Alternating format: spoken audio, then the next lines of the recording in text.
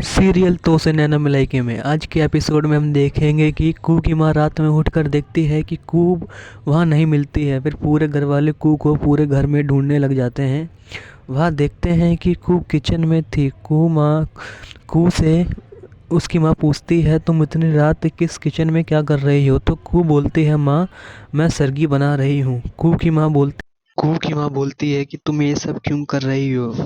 उसी समय कू बोलती है कि माँ आज करवा चौथ है तो मैं सरगी बना रही हूँ। लेकिन उधर ही कू की माँ कू को करवा चौथ का व्रत रखने के लिए मना कर देती है। लेकिन कू अपनी माँ की बात ना मानते हुए वह करवा चौथ का व्रत रखती है।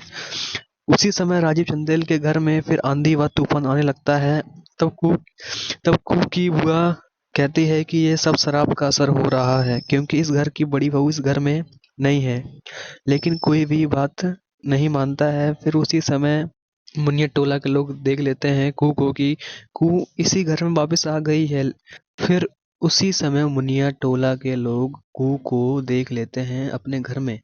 गांव वाले कू को गांव से बाहर निकालने की बात करते हैं, लेकिन कू की माँ मना कर देती है। वह गांव से बाहर निकालने के लिए गांव वाले कू को पकड़ के उसके चेहरे पर काला रंग लगाने की कोशिश करते हैं, क्योंकि वह अपने ससुराल से इस गांव में वापस आ गई है। लेकिन उस गांव में ऐसा नहीं आने की कोई परंपरा नहीं थी।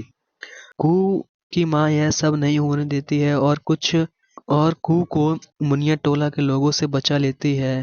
फिर वह अपने कू को अपने घर ले आती है। उसके बाद कुछ समय बाद ये सब होने के बाद राजीव चंदेल की बुआ जी कू को कॉल करती हैं कि पूछती हैं कि बेटा तुम्हारा हालचाल क्या है। लेकिन उस समय कॉल उठा लेती हैं कू की माँ। जब कू की माँ कॉल उठा लेती हैं तब बोलती हैं, अब तुमने फोन क्यों किया है?